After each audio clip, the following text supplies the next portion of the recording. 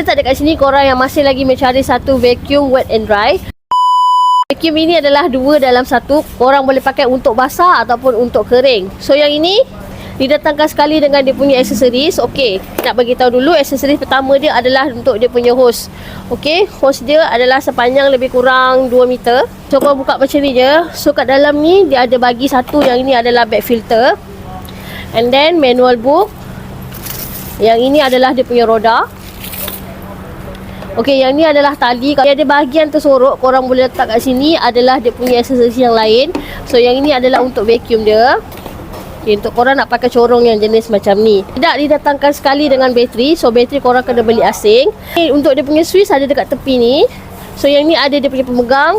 Dan yang ni adalah tempat masuk bateri dia. Okey, contoh bateri dia adalah bateri jenis yang pin macam ni. Ataupun korang boleh refer pin dekat dalam ni. Dia ada 2 pin.